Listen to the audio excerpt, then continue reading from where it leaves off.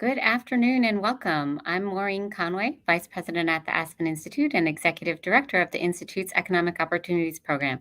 It is my pleasure to welcome you to today's conversation, Insights from Businesses, How Digital Transformation is Impacting Work and Skill Needs. This conversation is part of the Economic Opportunities Program ongoing Opportunity in America discussion series, in which we explore the issues facing individuals, families, and communities across the country in accessing economic opportunity and ideas for change. I want to thank Prudential Financial, Walmart.org, the Cerna Foundation, the W.K. Kellogg Foundation, and the MasterCard Center for Inclusive Growth for their support of our Opportunity in America discussion series. Today's event is based on the Economic Opportunities Program's UpSkill America initiative. And for those of you who are not familiar, UpSkill America is an employer-led movement that promotes investment in workers that will help them pursue economic mobility and build careers, and also that advances understanding of what works in doing that work.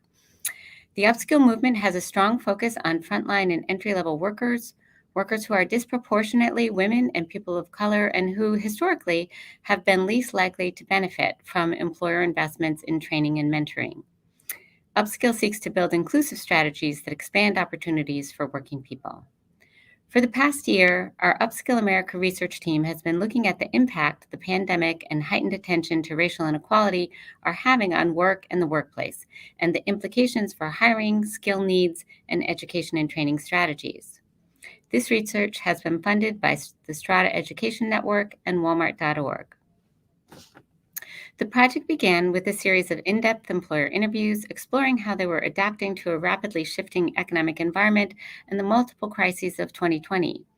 Employers shared their challenges managing changing and variable state and local safety and health guidance, shifting customer demand, workers' need for flexibility in work arrangements, societal demands for more thoughtful diversity, equity, and inclusion practices, and more. And some honestly were just expressing that they were struggling to see how they were going to stay in business.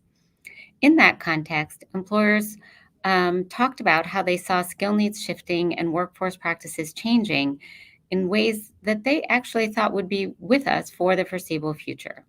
They described the rising importance of digital skills, the growing interest among frontline workers, and employer-sponsored education and training programs as they were seeing through growing enrollment in these programs.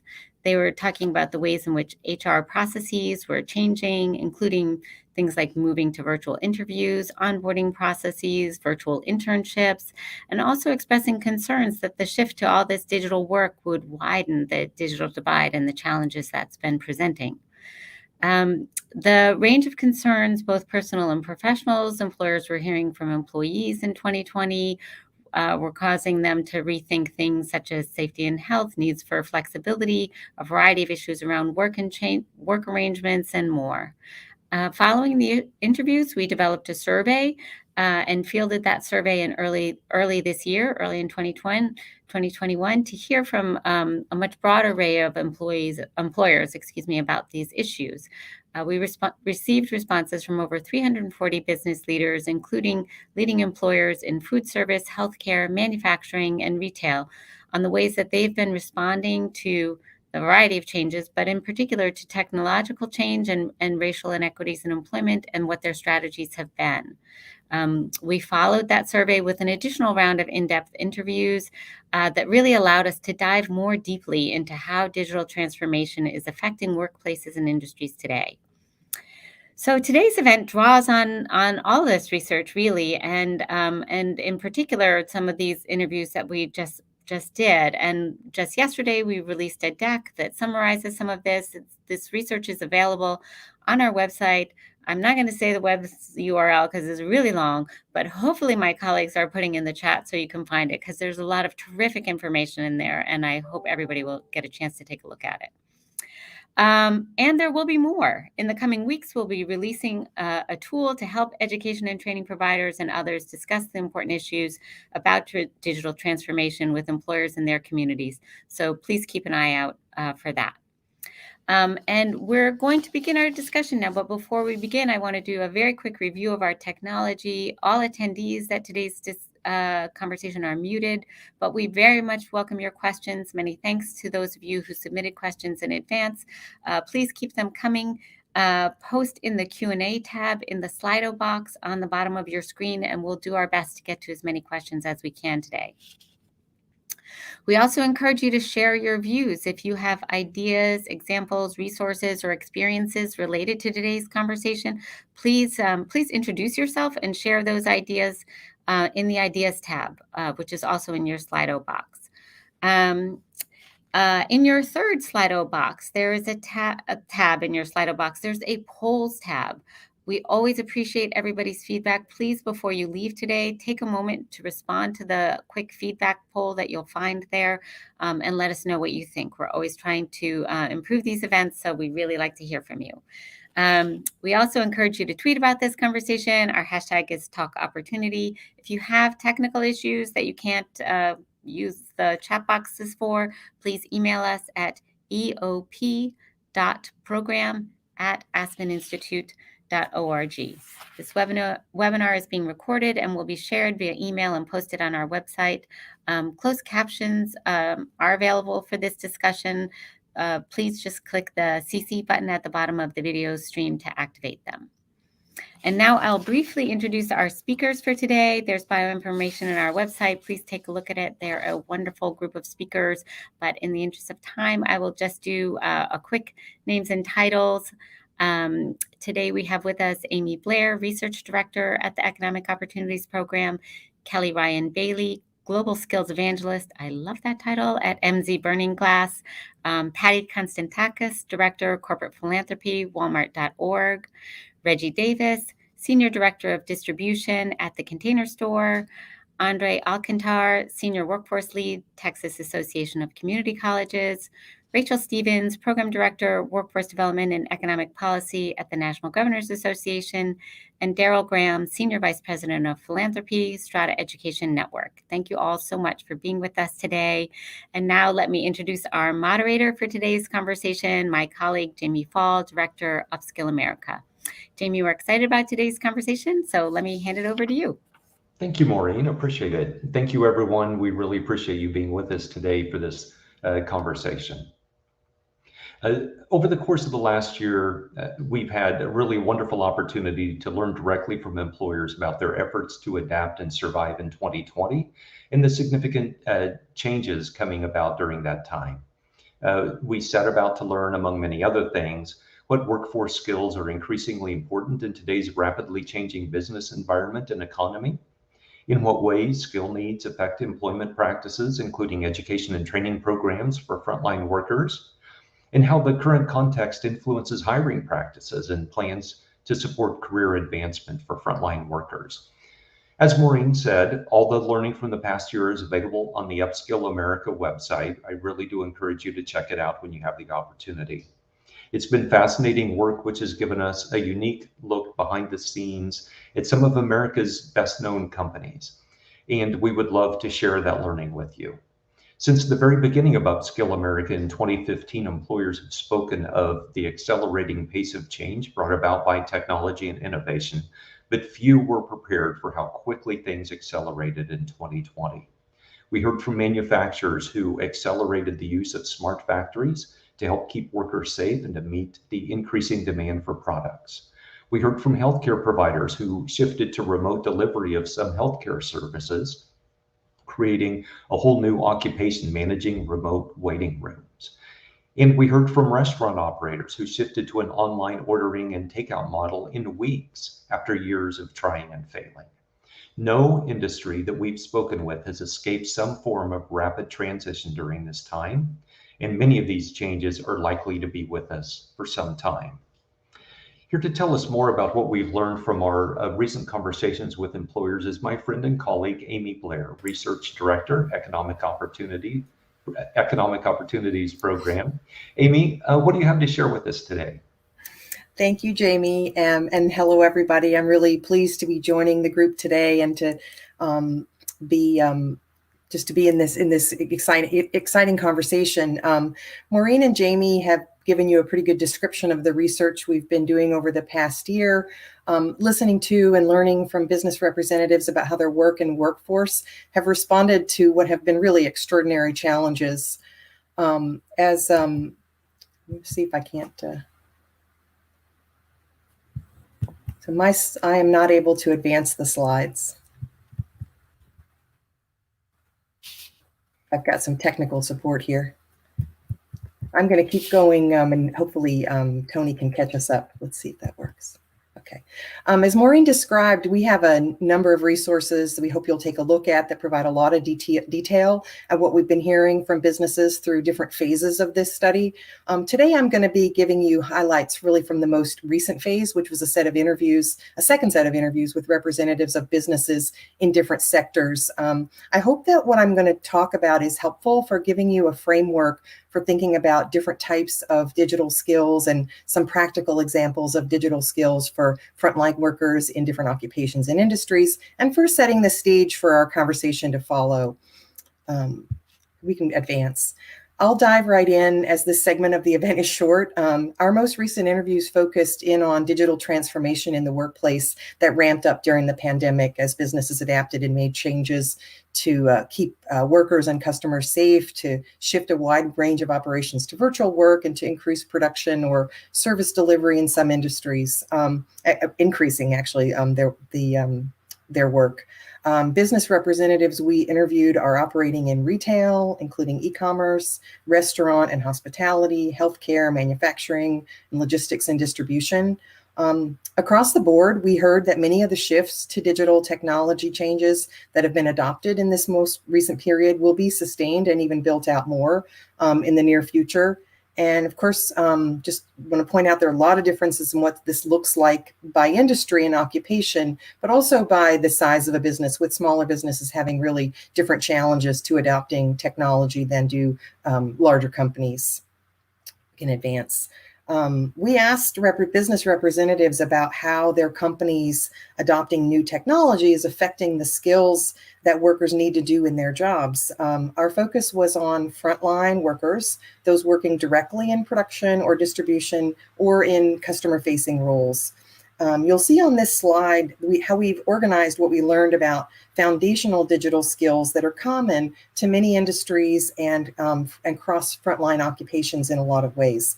Foundational digital skills include skills that are needed directly to do a work task, as well as skills needed to do things that are less directly linked to serving customers or producing or distributing products. And I'll give some examples of that.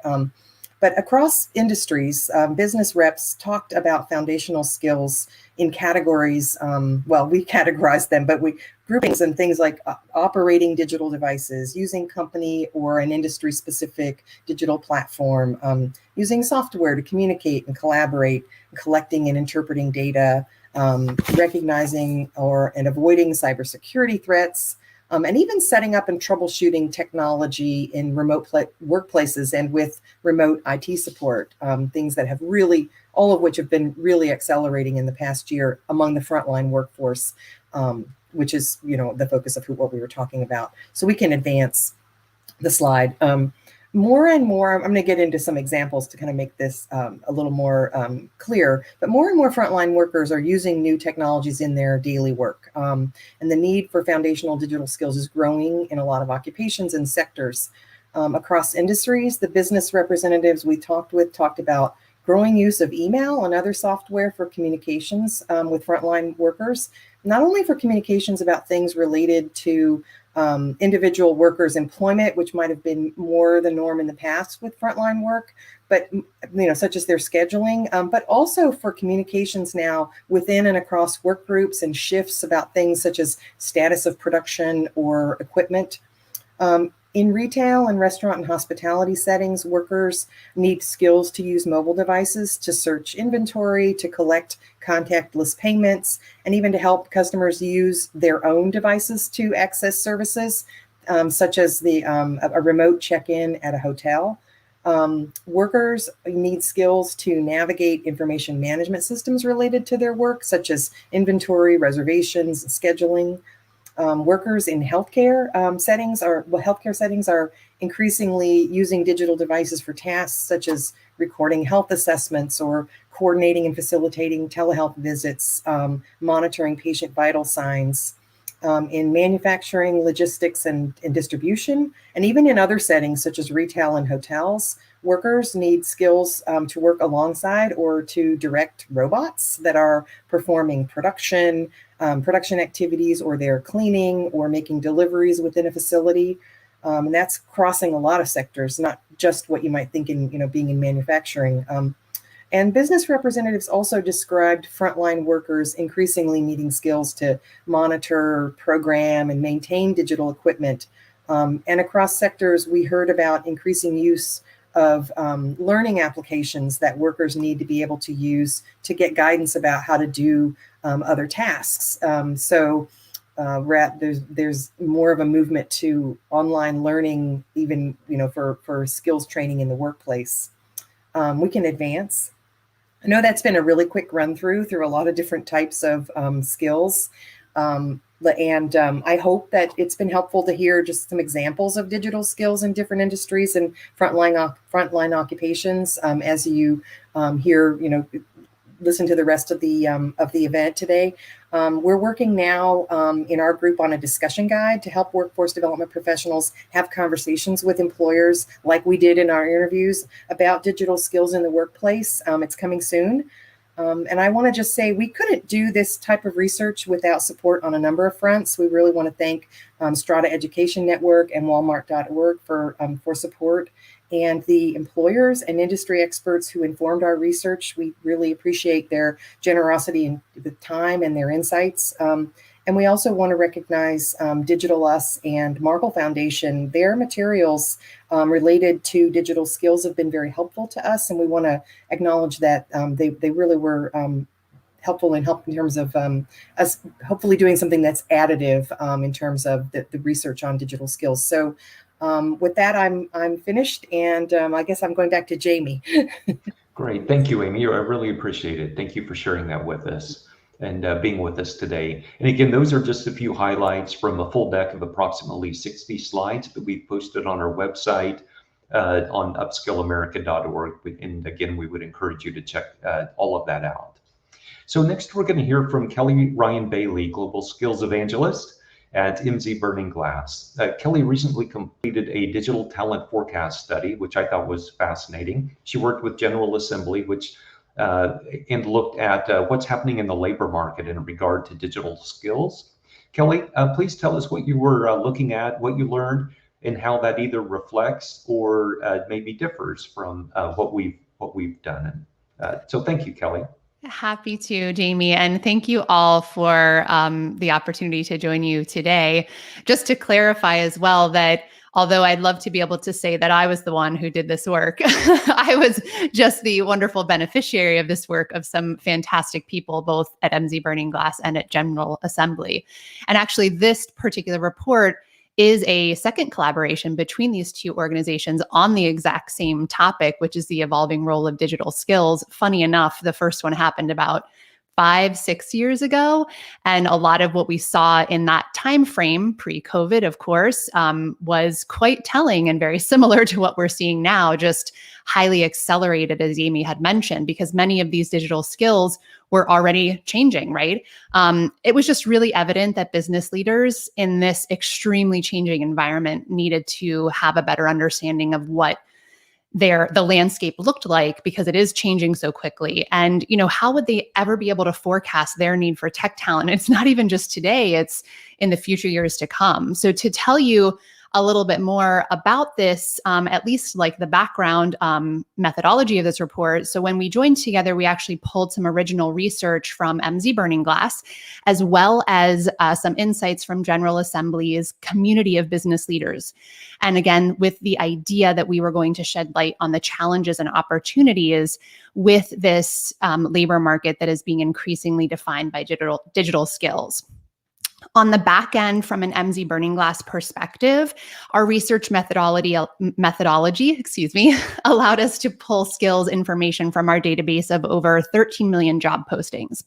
We looked at a specific subset of both industries and occupations, designed not to present a comprehensive picture of the U.S. economy, but rather a representative sample of major sectors and roles that are seeing noteworthy trends with regard to specialized digital skill sets.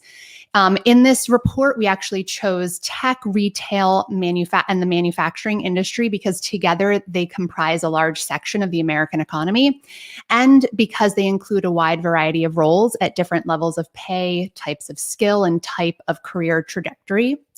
We also looked at key business roles, occupations in sales and marketing, management, human resources, and operations.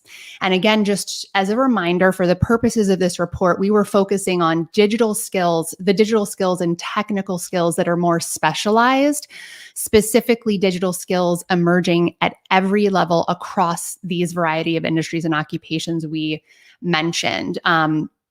If you need more information on the methodology, I won't go into the full detail, but it is available on page 10 of the report. And if you're following our hashtag on Twitter, I'll go ahead and tweet that out after I finish up here.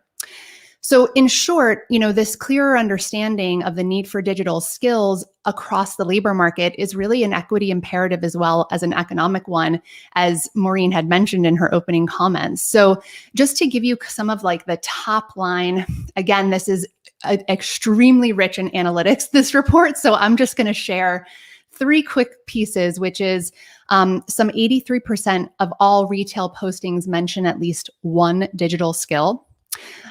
Data analysis now dominates operations roles, so appearing in 18% of all job postings, and other data-related skills appear in 46% of all postings for operation jobs. And I can't imagine this is going to be surprising to any of you, but marketing is now a highly digital role as well. All postings for marketing jobs mention at least one digital skill.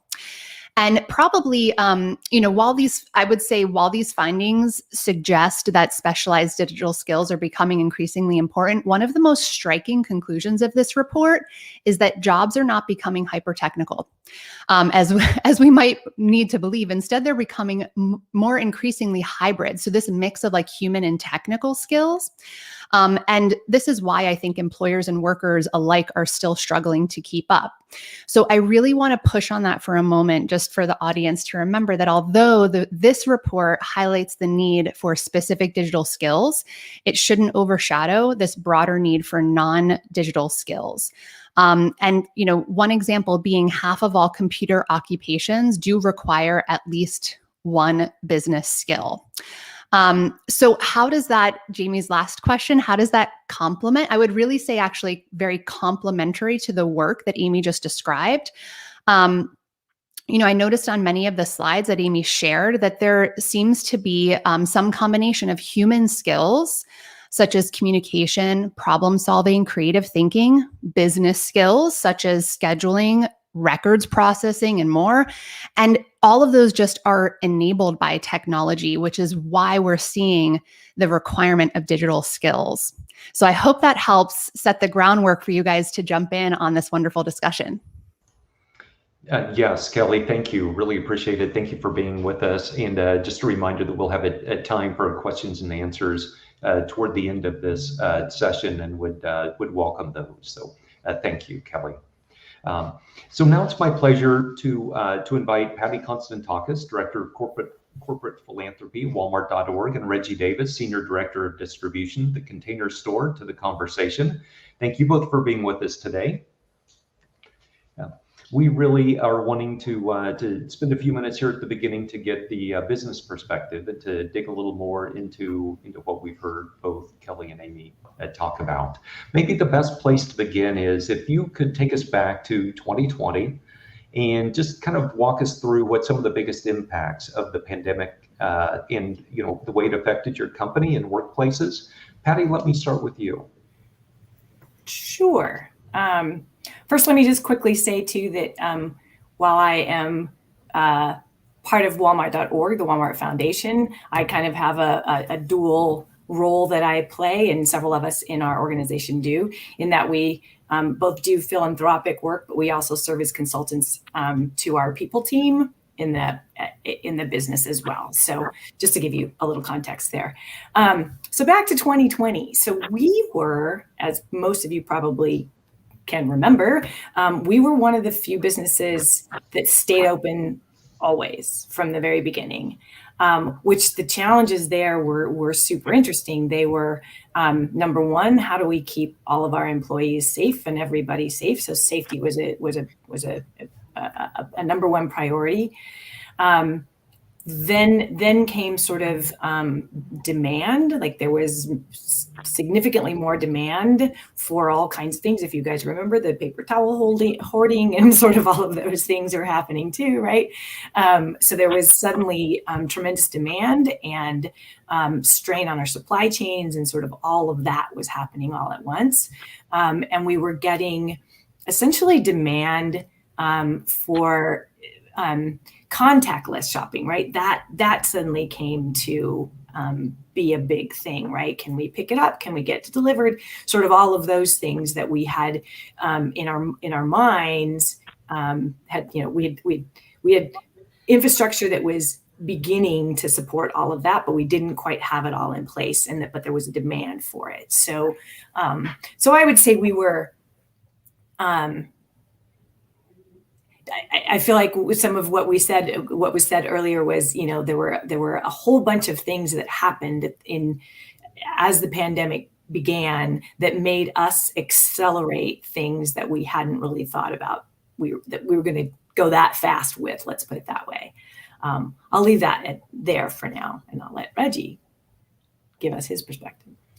Okay. Good afternoon. Wow, 2020 was certainly unlike anything we've ever seen. And I agree with Patti. Safety of our employees was first and foremost, that's for sure.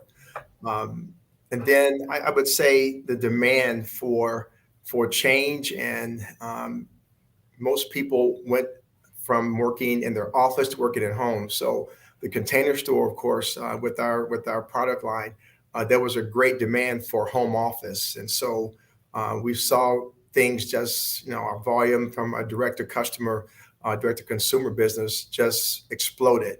And so we had to do an audible because many of our stores were not selling or not open or had to have minimal type services to really being able to handle the demand of our direct to customer business.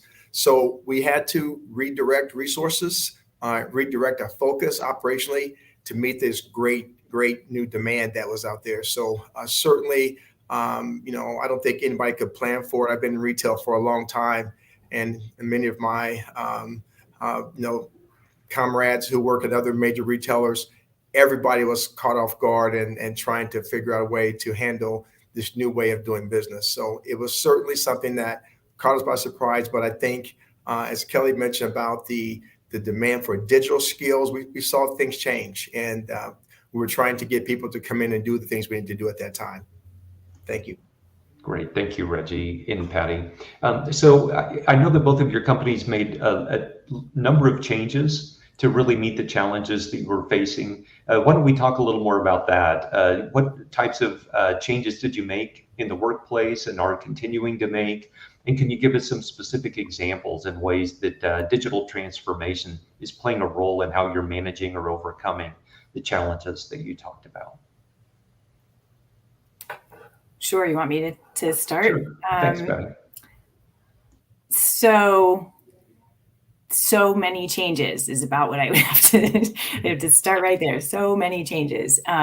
Let's start with what we're calling, we've basically begun, we'd started this move and then we accelerated this move to what we're calling an omni-channel model, which basically means you can shop however you want to. You can shop in store, pick up, delivery, you can have it shipped to you, right? So this notion that it's you pick it as a customer and we want to serve you that way, which from a digital point of view is a big deal. But let me also say that the other thing that we did was hire more workers. Like that was sort of the number one piece of this. When we talking about the safety issue, part of the reason we had to hire so many more workers was demand, don't get me wrong, but we were also working with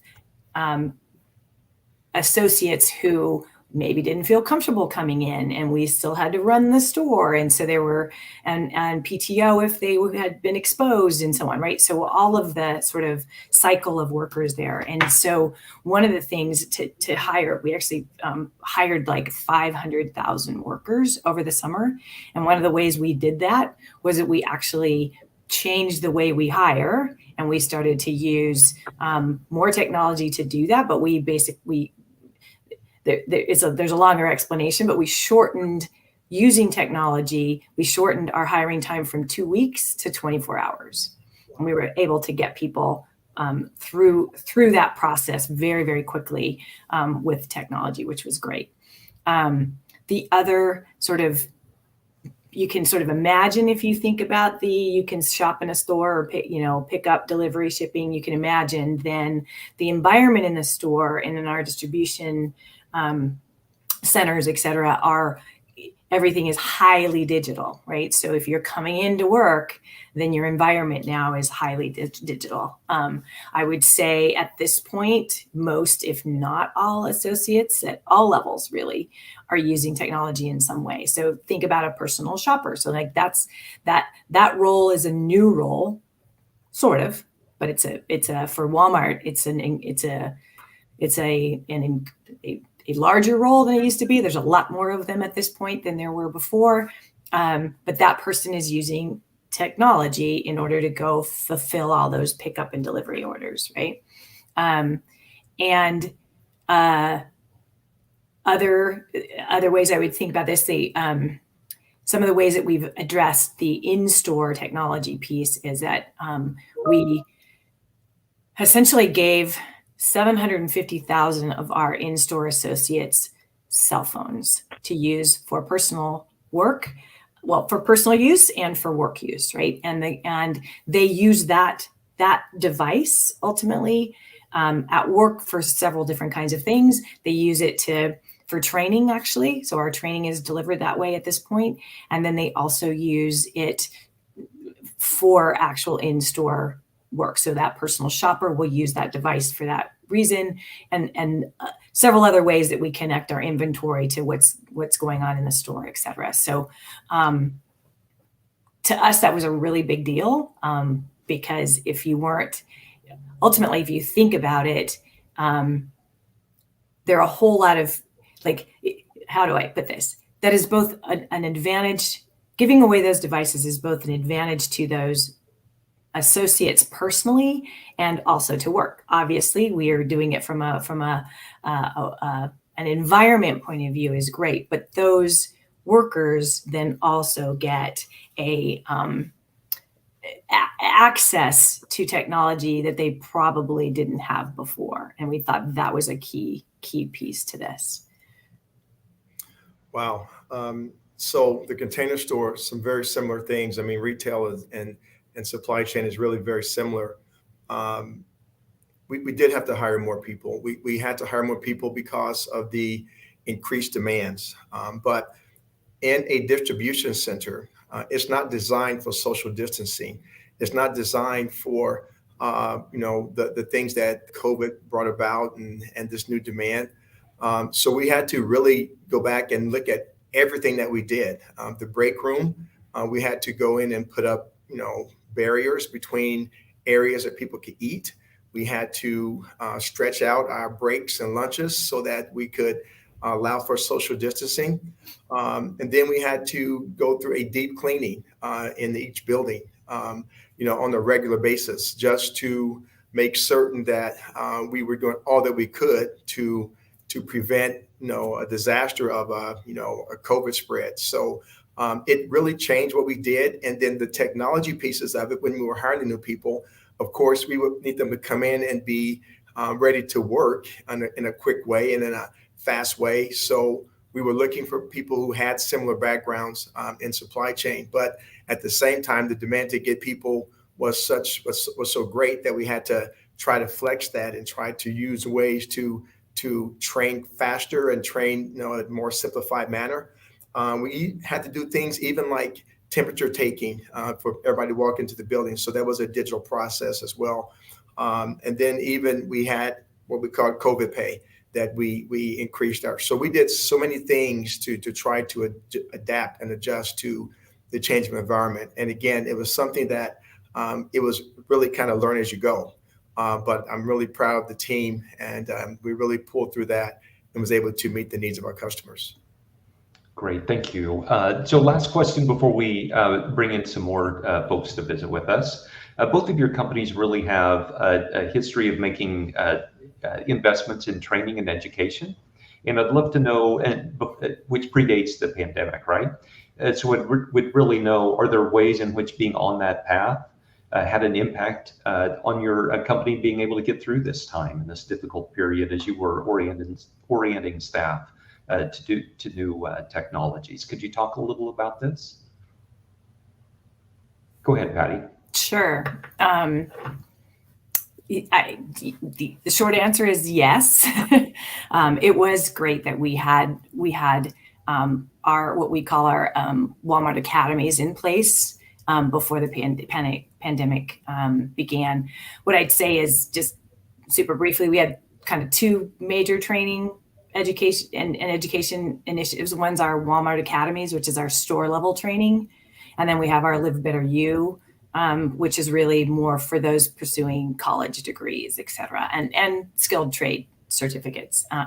But really the academies was the piece that during the pandemic was probably the most helpful, I suppose. So the academies up to this point, what they are is, again, for store level associates who sort of want to move up or move around within a store. Historically, they've been in person. There's about 200 sites across the country that deliver these trainings, and they've been they're usually a combination of in-classroom training and in-store training, but as of the pandemic, they actually had to go completely virtual. But they're the kinds of things that really are like, they're the everyday kind of training. And so what they added in the virtual world is all of the things around safety, right? The constant changing of like, what are the guidelines today across the stores? They will able to sort of leverage the academies and the virtualness of that across all of our stores. They also, and ultimately, these are the numbers that even during the pandemic, we trained like 95,000 associates versus via Walmart Academy. Some of that was actually in person, but it's a wonderful way. So I talked also about the devices that folks have now. So we've moved from computer-based, and now you can actually take all of those academy trainings via Me at Walmart is what the app is called at this point. So all of that is now centered on that device, which I think is great. I think the other thing I would say about our academies, just in general, I mean, it was great during the pandemic, but what's wonderful about this training is that we have really found that leaning in on our training really has an effect on keeping people, on retention, right? We've found that like more than 80% of folks who go through our Walmart Academies programs stay at least for another additional year. So it's kind of a long way of saying that we were committed before the pandemic, and we're probably even more so now on our training. We're committed, honestly, to sort of the growth and well-being of our associates, and we really believe that education and training is a big deal. And I could go on and on about that, but I know that we don't have a whole lot of time. But there's a lot. It was there before. It proved to be a payoff during the pandemic, and we're super committed to moving forward with it as well. Yes, I would agree. Training is very important at the Container Store. And pre-pandemic, training is one of our foundational principles. And so we invest up to 75 hours of training in the first year alone for some of our DC specialists, employees, we call them specialists. and that didn't change. We didn't deviate from that, in 2020, because we know how important it is. We know that it certainly leads to retention, and it leads to really good employees. We also have this micro training system called Exonify, which allows us to do micro training, 2 to 3 minute training and updates, whether it's on safety or whether it's on something change or some new protocol that we have.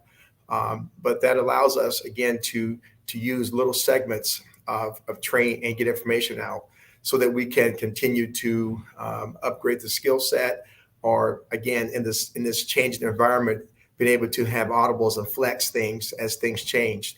So training is something that we make a very big investment in, and we actually are hiring some additional training executives in the very near future, because we know how important it is in this new age of making things digital, making things faster, making things safer, as we continue to meet the demands of our customers. Great, thank you. So now it's my pleasure to welcome Andre Alcantar, Senior Workforce Lead, Texas Association of Community Colleges, and Rachael Stevens, Program Director, Workforce Development and Economic Policy with the National Governors Association. Thank you both for joining us today and being a part of this conversation. Andre and Rachael, you both have your ear to the ground. You're hearing from state officials and community colleges about ways in which their employers have described what's happening in their workforce. Does this resonate or differ from what you're hearing from your member states or colleges? Rachael, how about you? Yeah, thank you, Jaime. And by way of introduction for the audience, on my role within NGA, I direct a team of analysts and staff that are providing consulting and research services to governors. We're actually the only, in addition to being the nation's only membership organization that is nonpartisan in surveying governors of all 55 states and territories. My team is one of several policy teams that kind of serves as the only consulting and research firm dedicated to supporting governors and the executive branch leaders. And digital skills has really been at the forefront of a lot of the work we've been doing since my time at NGA, really over the past 4 years. And I would say I was taking some notes, and I think perhaps with the exception of being able to nail a 24-hour hiring process, Patti, I think a lot of employers or governors are talking to are going to want to know more about how you all pulled that off. But I think largely, what we just heard really resonates with, what I've been hearing governors talking about when they're saying, these are things that our employers and businesses of many different sizes within our states are dealing with. And what does this mean for our workforce and the skills that we're really going to need to train people with? I think especially, hearing from these two companies was really insightful. We have been hearing that, in instances where employers already had investments in training and education as a priority within their company, where they already had relationships with, whether it was their state's workforce system or with regional or state universities and colleges, that they really benefited and really kind of already were a step ahead in being able to kind of pivot and accelerate changes that they needed to make in a really unique environment during the pandemic. I think that speaks a lot to the importance of these investments for resilience in business, in a range of industries, really. I also think, we heard a bit about the ripple effects of, the pandemic changing business models, changing skills. And I think, that's something my team has really been focused on exploring with states. And really exploring with governors how they can use their convening power, their authorities in their state to bring people from across state agencies together and bring them together specifically with business to engage in new partnerships that are going to kind of be innovative, that are going to be helping us kind of close the gap between what's needed and what's out there in the labor market, in the workforce right now. And as far as, what they're reporting for their own priorities around this has made its way into Governor's federal priorities released through NGA in July. And has also made its way into a lot of the work we're doing now with states, especially around thinking about how can we, challenge what I think is a particularly difficult aspect of all this, bring some of those foundational digital skills and digital literacies to adult workers and adult job seekers, which I hope we'll talk about a little bit more. But anyway, to elaborate a bit on what was just shared, absolutely a lot really resonates with what governors have been hearing from their businesses. How about from the community college perspective? Jaime, good afternoon, and thanks for the question. It certainly resonates, as we had over 50 college districts transform their operations overnight, creating virtual learning hubs to meet the education and training requirements at the start of the pandemic. And they continue to operate in a manner that is very deliberate to offer these virtual, in-person, and hybrid learning options to meet the needs of these students. The integration of technology has absolutely transformed the way that they operate, and very much focused on delivering value to students and employers. This includes all the support services that are vital and critical to student success.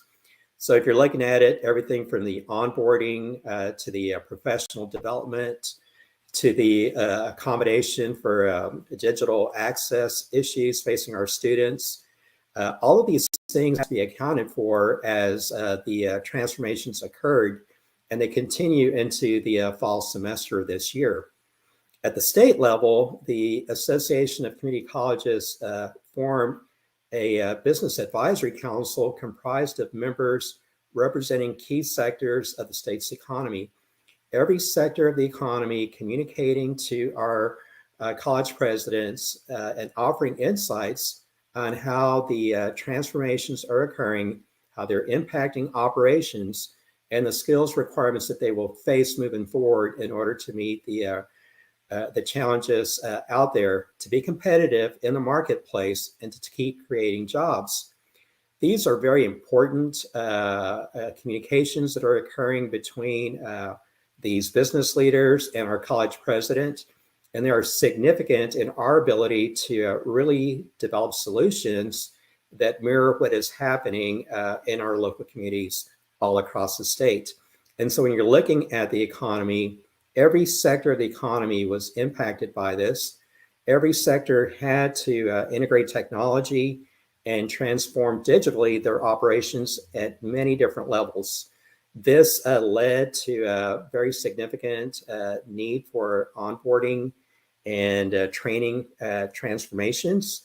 It led to the need for new training solutions that allowed for the equipping of incumbent workers with the skills needed for success, but it certainly also highlighted what we needed to do together to address the dislocated workers who had become separated during the early part of the pandemic and who are still out there struggling, and coming together between these different parties through a very robust partnership, employers working together with our community colleges. We're committed to really making sure that we offer solutions that will meet the needs driven by these transformations, and equip our workforce by reskilling and upskilling strategies that meet the requirements that are out there. Great, thank you. And I'd love to hear from both of you now about some of the different approaches that your members are trying to support employers, students, and incumbent workers as well. So what are your members focused on, and what are some of the strategies they're trying, and what seems to be working? Go ahead, Rachael. Sure, happy to start. Thank you. So first, I think, one thing our members are we're really working with a lot of our members on is recognizing that, when we talk about digital skills, and especially about inequities in obtaining digital skills and all the opportunities that go with that, it's really part and parcel of similar conversations taking place around inequities that exist in our workforce and education systems more broadly, right? Like, this is where these inequities kind of begin, and we need to really be tackling it holistically. And sometimes I think digital skills has been a conversation kind of off to the side. We've been really working with our members to bring it all in sync into one dialogue as they're thinking about solutions for their states. And I think we've seen some states engaging in really interesting activities, that are really driven through partnerships, either through their state workforce boards or even at a local level through community colleges or through local boards with employers that I think are really exciting. So for instance, we've been in close communication with Arizona, Maricopa County Community College partnered with Intel to establish the nation's first associate's degree program around artificial intelligence. And through an NGA peer learning opportunity, they were able to share that with more states, and now are actually spreading that to additional community colleges because the governor's office was able to say, that sounds really amazing. That sounds really promising. It sounds like something relevant to the industries I know are important in my state. I'd like to try that out in some community colleges here.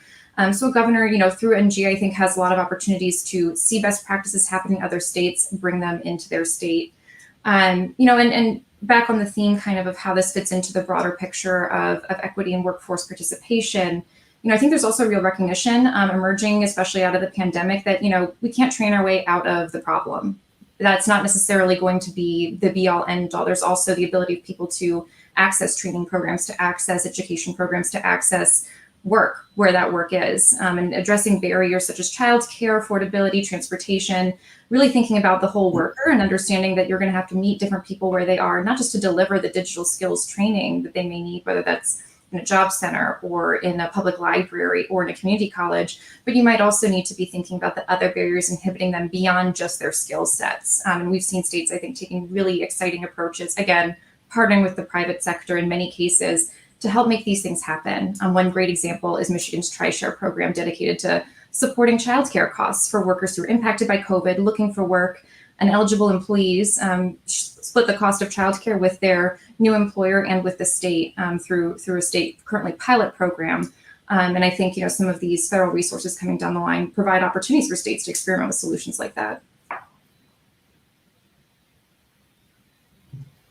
Jaime, in Texas, the community colleges provide over 90% of the workforce credentials in this state, and they understand their vital role in building a stronger workforce and economic recovery. Key to that is really understanding what is happening within the companies in the different sectors, whether they're manufacturing, healthcare, or technology. Understanding what is needed by these small and large employers is critical in terms of developing solutions and working in partnership to drive policy and a responsive approach to getting the job done. And so in Texas, the colleges have come together with the support of employers, chambers, and other leaders to launch a new initiative called the Texas Reskilling and Upskilling Through Education Initiative, the true initiative to meet the needs of employers and position our workers for success. They're committed to help close skills gaps by really aligning the curriculum development and the programs that are being offered to help employers fill the jobs that are out there that need to be filled and to put people back to work. When you look at the past 18 months, transitioning from significantly historic high levels of unemployment in April to having 10.9 million unfilled jobs on the last business day in July, speaks to the challenge that we face in terms of understanding these challenges out there in the marketplace, how we need to work together with employers by our side and develop solutions that will get the job done. The TRUE initiative really is focused on reskilling and upskilling the workforce through new, redesigned, and expanded programs that can ideally and will be completed in 6 months or less, and that will result in a credential, a certification in a high demand occupational pathways. These credentials must be aligned and stackable in this career pathway so that we can respond to the changes that are occurring in the marketplace, in the workplace, and reflect the needs of our employers in terms of what they need in terms of their incumbent workforce, and as they look to fill these jobs that are unfilled. They are very significant challenges that are facing the displaced worker, many of which are young, many of which come from low socioeconomic families, many of which are in groups that do not have high levels of completion. And our efforts to really provide wins together, or opportunities for a quick education and training win through these credentials and these stackable pathways, will go a long way in really increasing the labor force participation of these individuals that are hurting right now, and help us with our overall efforts to close these achievement gaps that are a very significant challenge in this country. Great. And now I'd like to invite Reggie and Patti to rejoin us if they'd like, and we'll talk a little more broadly from each of your perspectives on a couple of issues. We've heard today that innovation is accelerating, no doubt, in the workplace. Employers are using technology in new ways across a wide range of occupations. And those who are with us today are investing heavily in training and in education. We have a once-in-a-generation federal investment in education and training to help close the gap between what employers say they need and the skills that appear to be available in the workforce. And governors and community colleges are trying to be innovative and meet the challenge, right? So all that's the good news. Do you believe, how are we doing as a nation from your perspectives as we work to meet this challenge and build a digitally resilient workforce? Where do you think we're doing well? And where do you think we are falling short and still have a lot of work to do? I'll go. I'll tell you that in supply chain specifically, the technology that's being created is really designed to be simplified, so that if a person can use a smartphone, then they can pretty much come in and do the things that we need them to do in supply chain. The strategy is to make the work so that we can bring people on, we can get them onboarded quickly, and they can be a contributor in some of the lower skill set type jobs. So I think from what I see, and we hire people from all walks of life. The most people that we bring on board, that they can operate in our digital environment, because most people grew up with that type of technology, whether it's cell phone or whether it's games or whatever that they've been doing. So I think from a moving forward standpoint, I see the demand is to simplify things with technology, to make things faster, to make things easier, so that we can process things quickly, get things to our consumers more quickly, but also not make it so difficult that it creates a greater barrier. That's what I see.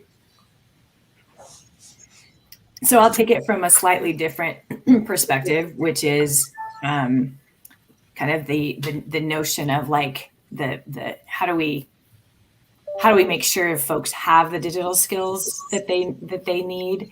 And I think, interestingly, my colleagues sort of believe that people do have the digital skills just because they live in a digital world that we live in at this moment, right? So there's the basic assumption that they have them, and we can quibble a lot with whether some people do and some people don't.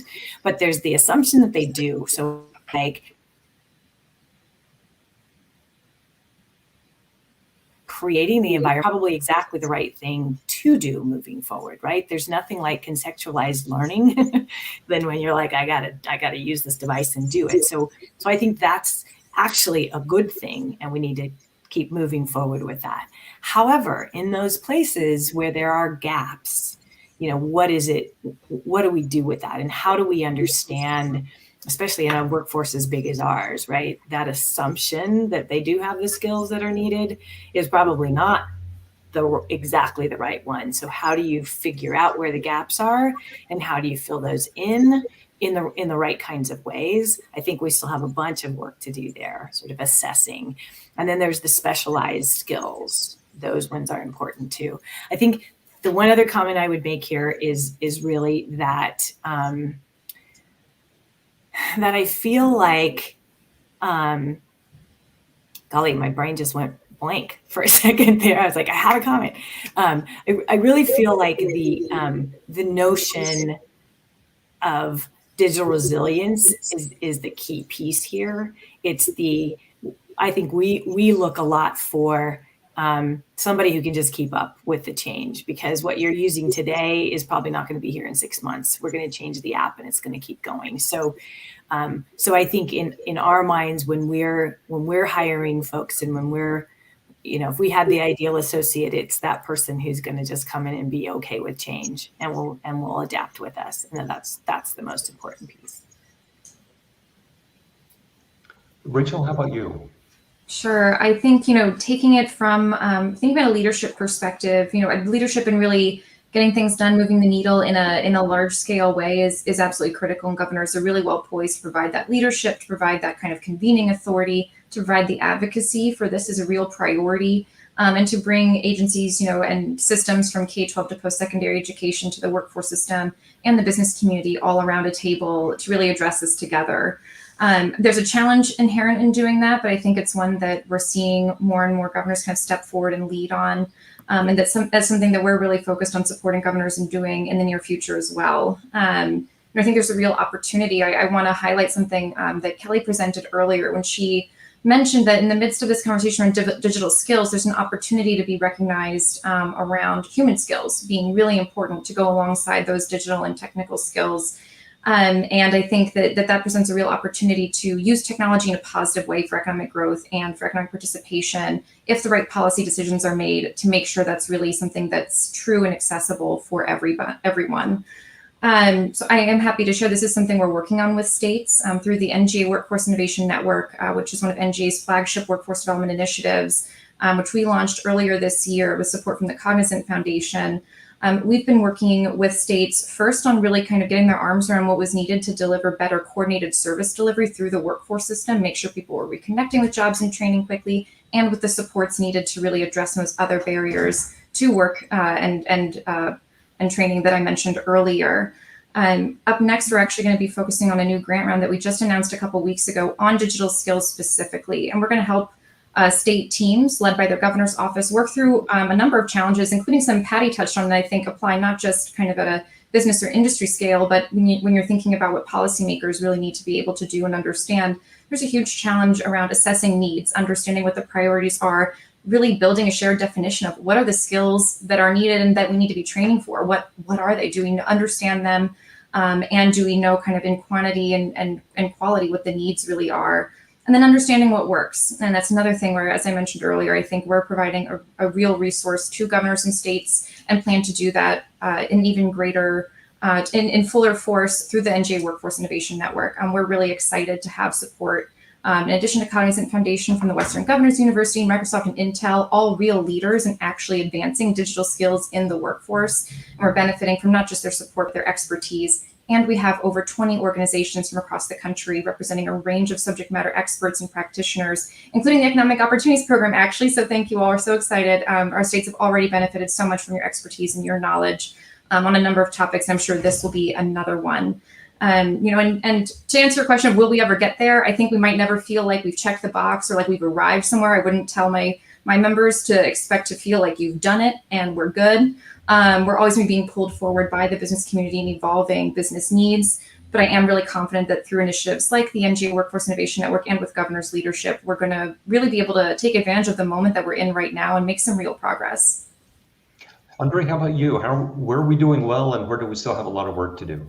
Well, we are certainly doing well in terms of really focusing on building partnerships with industry and trying to maximize the focus on solving this problem.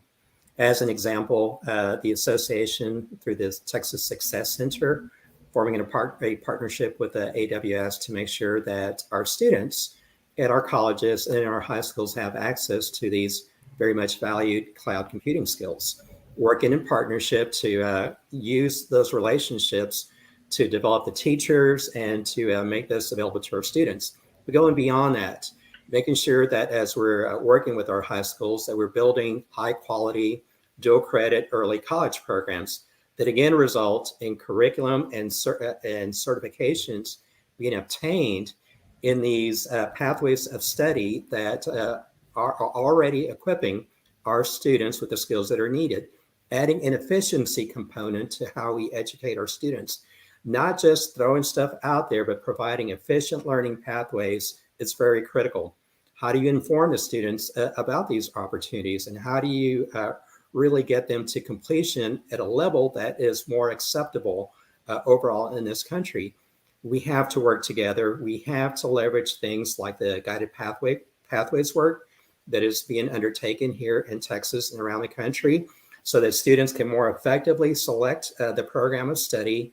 And then we work together to make sure that we're equipping for every sector of our economy curriculum and learning pathways to allow our students to complete the credentials, the two-year degree while in high school, stackable and leading to either work or ongoing lifelong learning within the partner institutions, whether that's the ongoing work at the community college or the university partner.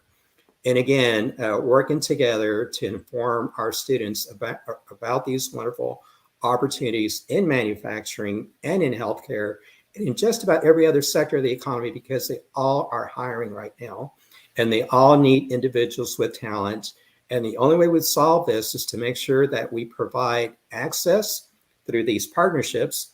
And when I'm talking about access is, think about having a student in a classroom having the option to access a community college or your university learning experience while there and completing something of value. And for them, Jaime, understanding that they're the first one in their family and in the broader family, in many cases, to complete post-secondary work. That is a big win. And those are big wins that we need to notch. And then having the benefit of having a valuable credential certificate to really boost that momentum is something that we can all work together on to achieve greater results. Great, thank you. So I'd like to invite Amy and Kelly if they'd like to join us, and we'll take questions from the audience for the remainder of the time. But so, this is going to be a little tricky, right? We have 3 different audiences that we're talking about, at least, probably more than that. But we have young people who are just getting out of school that we need to help get into the workplace. We have dislocated workers, which I've seen some comments on as well, people who are now out of the workforce, that we have to get them back into the workforce. And then thirdly, one of the advanced questions was about older workers who are in the workforce, but they need to have their skills kept up to date. What are some practices that you see that are successful in those areas?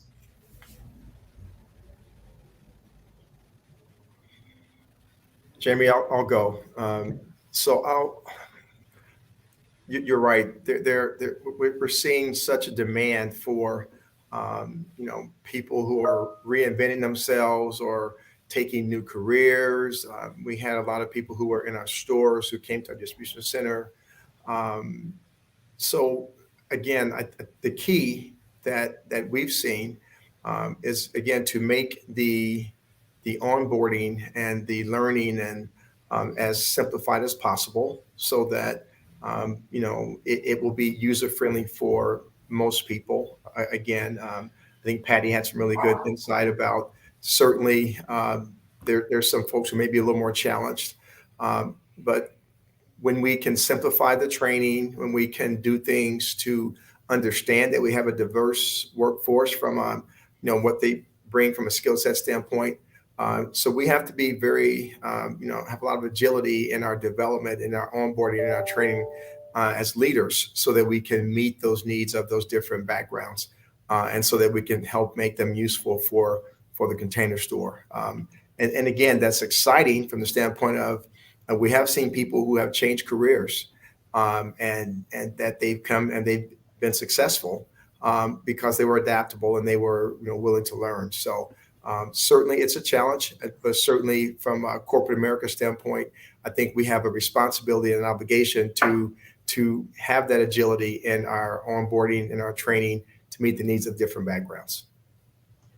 Thank you, Reggie.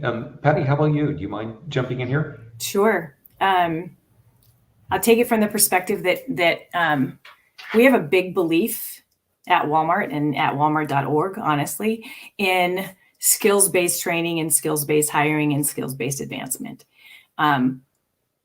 We believe that in the end, all of these audiences, young, dislocated, and incumbent workers, right? All of them will benefit from being able to essentially acquire the skills that they need to create their own career path. So from a Walmart point of view, even our academies at this point, are skills-based. So they're stackable, as Andre said, like these are skills-based and stackable to a credential and a badge for each one of them, and off we go. That's wonderful for the workers. It's also wonderful for a hiring manager who says, oh, okay, now I understand what skills this person has, and I might be able to move them into this position. So that's a piece that we're doing in Walmart. The other place we're going to hopefully eventually go here is to what folks across the industry here are starting to call talent marketplaces, right? That's an internal way for you to essentially, again, create your career path. You can find the job that you want, go see what training is available. How is it that you match those things together so that you can advance into that job? Or you happen to have the skills and you see a job in a different area, and what can you do with that? So some way that even internally you can use your skills and essentially, even market your skills that you've developed to get the jobs that you want. That I could talk forever about this particular thing, but we really we have a belief that ultimately skills-based hiring, advancement, training, and all of that unlocks a particular piece of well, how to put it? It unlocks the equity piece here, in our opinions. And so we're doing. It's a long journey to get there, but we're doing a lot to try to see what we can do as part of that. Great. Andre, there's going to be a lot there for you to jump in on, right? Love to hear how the community colleges are thinking about this. Certainly, a major concern in terms of one of the cohorts you described is the decline in enrollment nationally in fall 2020.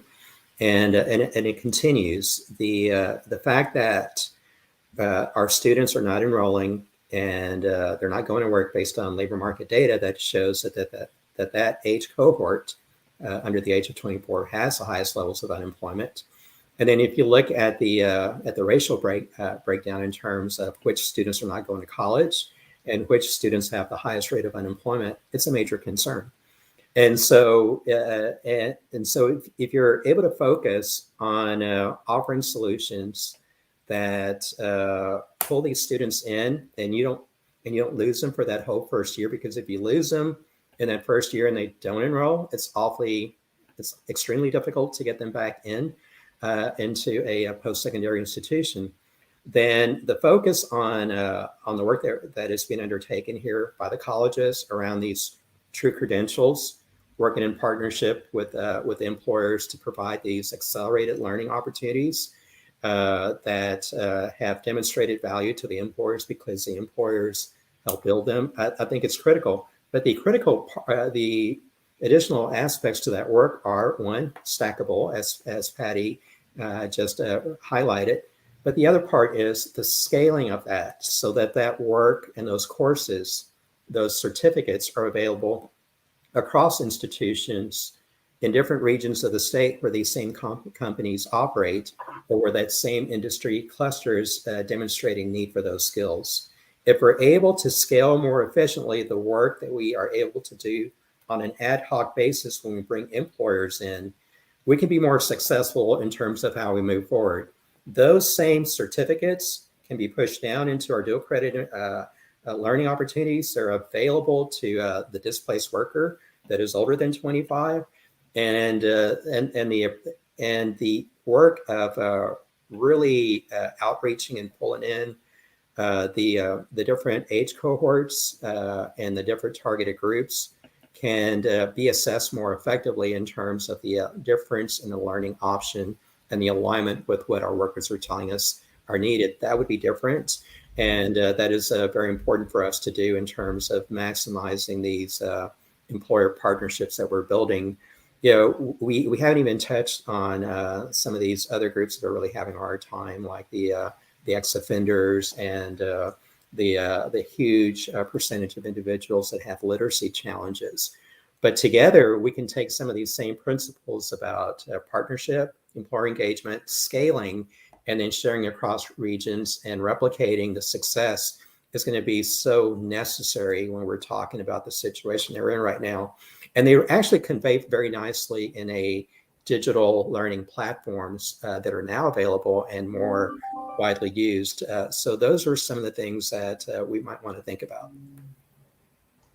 Great. And Rachel, if you don't mind, I'll switch the question up a little bit for you. So we really, for all the horrible things that 2020 and so far in 2021 have brought about, it's also brought more resources to some of the challenges that we faced, which certainly is a positive. As you look around at what governors are doing, how are they using these additional resources?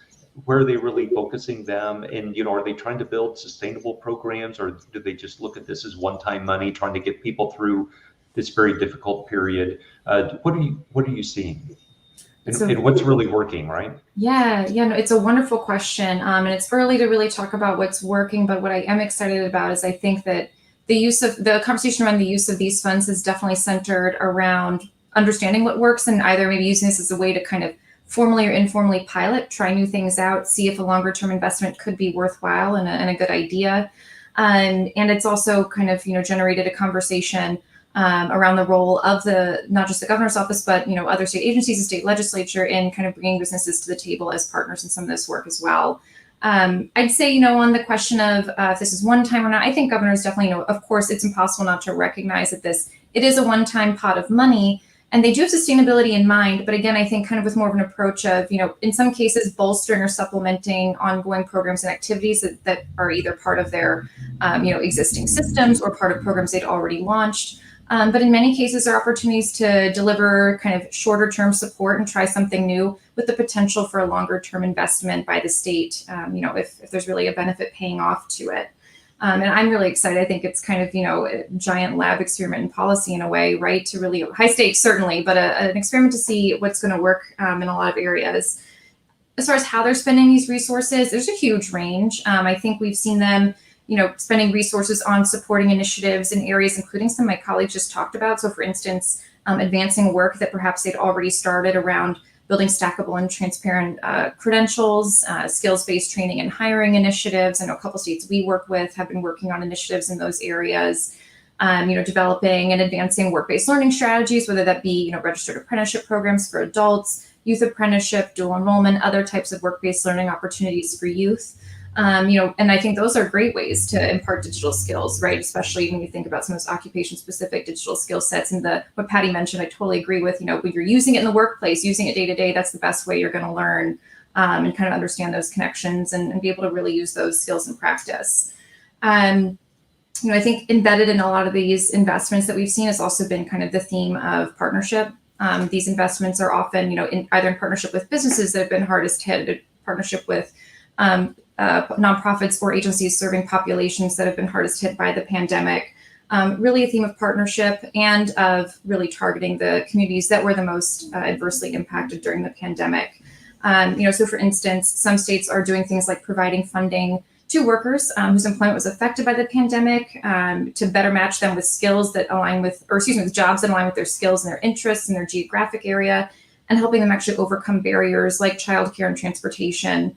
I mentioned some examples of that earlier. We're also seeing states, direct financial support to businesses to help with recruitment and hiring, to support and match resources dedicated to training incumbent workers and really incentivizing employers to make investments there. So we're seeing a lot of different approaches, I think, taken across states right now, again, with this, I think, spirit of seeing, what can we build on that we believe is working well in other places already, and what can we perhaps experiment with a little bit or change and modify that we can build on in the future.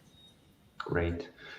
So I'd like to bring our employer partners back again, Patti and Reggie, and really one of the many topics that we haven't touched on yet that I don't want to see us leave alone is the lasting impact of the increasing digital skills in the workplace and what it means to jobs. And so there are like a whole range of questions around that I would love to get your take on. People without digital skills just going to be left out, or do you think employers are going to be providing even more training to really help people get into the workplace? But even around even around the positions themselves and the way the jobs are designed, are we going to see workers earning increased wages if they have the digital skills? What's the lasting impact? Are they going to have more hours? Any thoughts you have or comments on just the lasting impact of digital skills in the workplace and its impact on and their impact on jobs? I'll just share a little bit.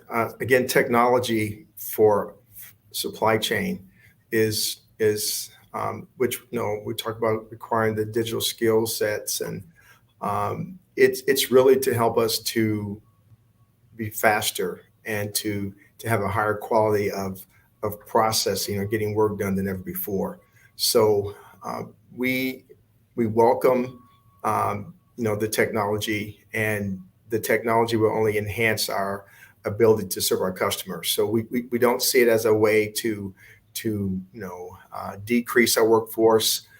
We see it as a way to get more done, to meet the demands. And so those who don't have the skill set, again, our job is to train and to onboard. I mean, today's economy, we're many retailers, the numbers are astronomical of the need of trying to bring workers into the workforce. So it would behoove us, of course, to have a training program that will help to onboard them, whatever skill set they have. And I think, when you have such a great demand, then we have to be, again, as I said earlier, have the agility to adapt to different backgrounds, different skill sets, to make them useful for that particular situation.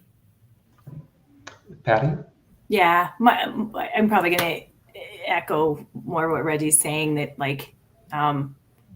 we're not in the business. Like, I don't think any of us foresee replacing all our workers. People will point often to oh, but you're already replacing cashiers with the self-checkout. And what people don't see is that what we've actually created in this new shopping experience has many, many, many, many more other different kinds of roles that maybe you just don't see because you don't see that cashier out there, right?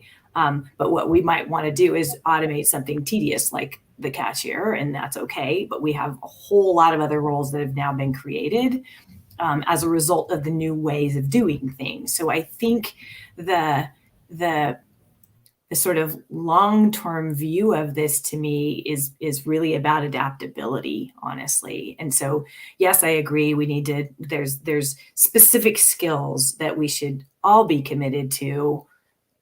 How do we make sure the full population gets those skills, whether you go all the way back into K-12 or how that works. So there's something about getting those skills, but the important piece of it, I think, moving forward, as we all can think about new ways of shopping or new ways of doing business or new ways of the adaptability is the most important piece there. And that if you enter the workforce at 18, and you retire at a lovely age of 65, right? The change that you're going to see when it comes to, in particular, digital, right, is just tremendous, and you've got to be able to go with it for that entire time you're in the workforce. And I think that's the most important piece.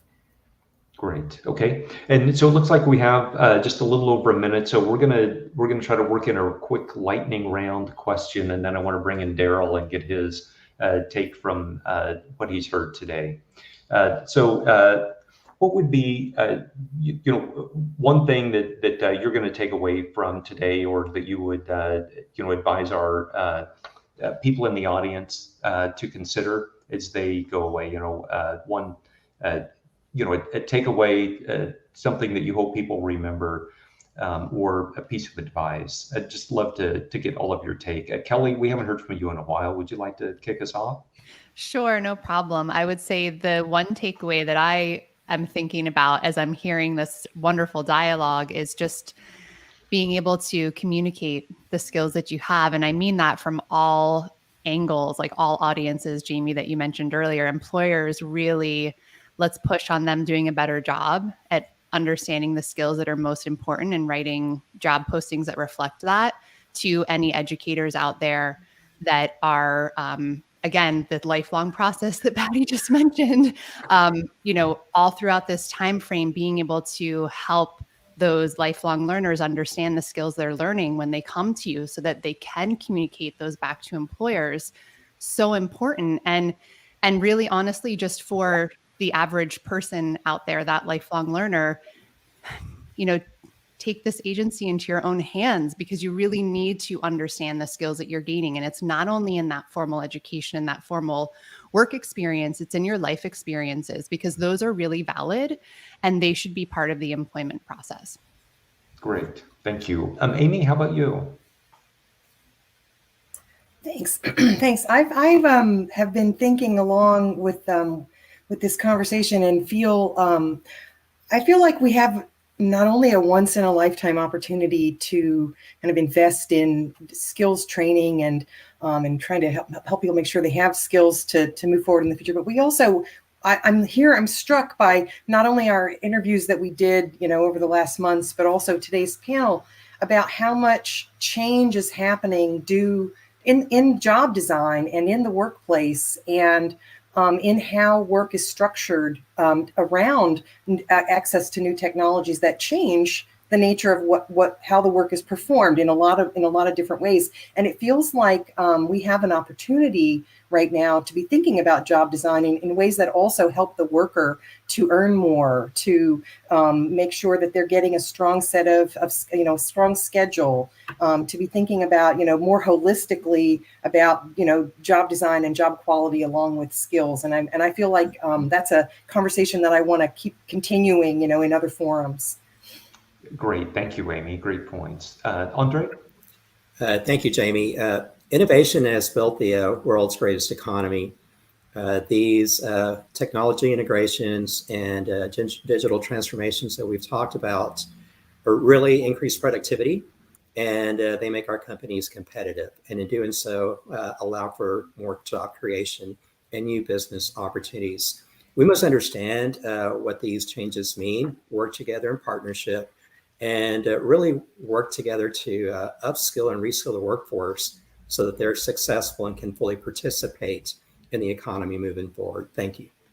Great. Rachael? Yeah, there's so many great takeaways. It's hard to pick a couple. I think one that I think is really present in this conversation, I think it's also a broader takeaway, from kind of just the climate that we were in and have been in over the last several months, is a shifting paradigm in the conversation, away from kind of thinking about like a worker almost kind of as a widget or just an input, but really thinking about the whole person behind that worker, the range of things that they may need, want, desire, be striving for, and how that impacts, the many elements of job quality. There are multiple dimensions to that conversation, the multiple dimensions of, addressing training needs, making sure people are able to access opportunity, and then really engaging employers in all those conversations. I mean, the value that the employers just on this panel brought to the discussion, truly irreplaceable. And I think just really, to me, underscores something I'm so, lucky to be able to do and excited to be able to do in supporting governors and making sure they're, able to hear from the business community broadly and in their states and support them in their efforts to do that through things like the Workforce Innovation Network. Hearing directly and in depth from businesses about these skill needs, about what's really changing and what they see working, it's incredibly impactful, and that can't be said enough. And so I think even just the group here, being here all together, this combination of voices, was that in and of itself, and the value there's a huge takeaway for me. Thank you. Reggie? Yes, I think the takeaway that I have is that really strikes, really hits home with me. We have to really understand the frontline worker, and we talk about digital skills and all that, but imagine the change that they couldn't work from home. They didn't have that option. They had to be there, whether it was at a store or a distribution center, healthcare providers, and they had no choice. And all of the major shifts and changes that we've experienced in the last 18 months is incredible. But look at how resilient they are, and they were. They came to work every day because they had to, in spite of all the risk that other people chose not to take. So I think as we look at this whole concept of work and change and skill set, I don't want to minimize the fact that there's some tremendous people who did some tremendous things during that time that kept all of us going, right? That we could go to the Walmart and get the things that we needed. So I say hats off to them. And as an employer, I say that we need to certainly, do all that we can do to make certain that we make that environment for them the best we can. Thank you. Thank you, Reggie. Excellent. Patti, how about you? I'll keep it super short. I feel like when I think about transformation is change. It's necessarily change. And so I think there's a lot of work for all of us to do to help us manage ourselves through all of that change, right? Like that's the key piece. How do we get through the change and be open to it? Great, thank you. And Daryl, you get to bring it home here before we turn things back to Maureen and let her close us out. But Daryl Graham is Senior Vice President of Philanthropy at Strada Education Network. Daryl, your support of this project is greatly appreciated. And so Strada's been kind of at the intersection, right, of employment and education for years. We'd just love to hear your reaction today and, you know, how your organization's thinking about this unique moment in time and the challenges that we're facing. Yeah, thank you so much, Jaime. And thank you for all of you for participating in this and for all those who are joined us today. We are really excited about, you know, this work for many reasons. Some of who know us, a social impact nonprofit organization, we're always looking for insights and solutions that drive meaningful outcomes for individuals, whether they're through our own research, the network of nonprofits that we support, our grant making efforts, as well as our investments as an organization.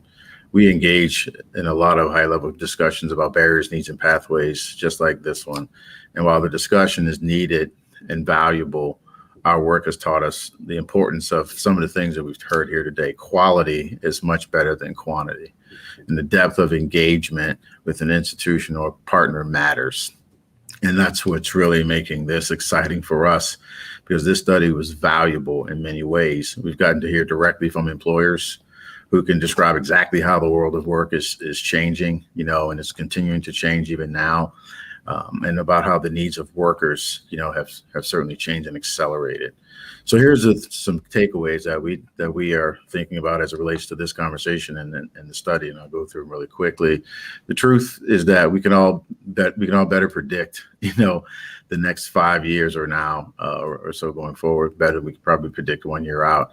It's just been a changing environment, you know, for the last 2 years and accelerated. Digitization has only accelerated, right? The access remains a key issue for people. Just because someone is a digital native doesn't necessarily mean they're digitally skilled. And so there's a lot of work, and I saw lots of questions, you know, coming through about, are people going to get reskilled? Are people going to be able to be, you know, reskilled who are already on jobs or already in employment situations? And how does that begin to work a little bit better? And how do we get people and organizations to think about that very well? And we have many conversations with Patti about that.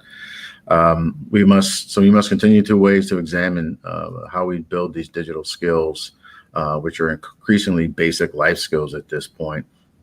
Those opportunity seekers, you know, who are going to be out there, whether they're employed or trying to be upskilled, are going to need that in order to move forward. And lastly, you know, change is coming so much faster, you know, from what we've heard today, what we've seen ourselves and what we've seen in this study. And we certainly can't predict that, but we certainly know that the world just got turned upside down. And we find that we don't have a view, you know, from this angle. So we're going to have to be responsive and attentive to how these needs change, whether it's what Reggie talked about with market demand, was talked about the need that existed with Walmart, you know, staying open and what they had to do in order to move forward and continue to keep people safe. That's a very different thing that we were not prepared for. And so because employers created upskilling and reskilling pathways, workers still need guidance. They need financial tools, they need resources to avail themselves. And there are so many key roles that post-secondary institutions, nonprofits, intermediaries, policymakers can do to help meet those needs. To the future of work we cannot yet predict, but we're going to have to begin to respond to the needs of employers and the needs of the employees who need jobs. So thank you all for such a wonderful opportunity, and we're very grateful for all the great work that was done here. Thank you. Thank you, Daryl. And Maureen, we'll turn it back to you to close us out. Thank you very much. Great. Thank you, Jaime. And thank you, everybody. Thank you, Amy, Kelly, Patti, Reggie, Andre, Rachael, Daryl. really appreciate you spending so much time with us today and sharing your insights. Thank you, Jaime, for all your work, and Amy on the research and leading this and pulling this all together. I also want to thank my behind the scenes Aspen colleagues. It takes a lot of work to pull these events together. So a big thanks to Tony Mastria, Adrian Lee, Yuri Chang, Victoria Prince, who were really helpful in pulling today's events together. Thank you to the audience for joining us and sharing your questions and comments. Please do take a moment to respond to the feedback poll if you haven't had a chance to do that. It's in the Slido box at the bottom of your screen. You can also, again, send us an email at eop.program@aspeninstitute.org. We do love to hear from you and really value your feedback. So please let us know what you think. As a reminder, we'll be releasing an interview guide to help those who want to engage with employers on these topics and have conversations like the ones we got to have, and learn about shifting digital skill needs and changes happening in the workplace. So stay tuned for that. We have a couple of events planned coming up. One will focus on universal work-related benefits, and then we have a book talk coming up in October as well that I'm really excited about. So you will see more information about those coming to your inbox soon, and I hope you'll be able to join us again. Thank you again for your time today, and hope to see you again.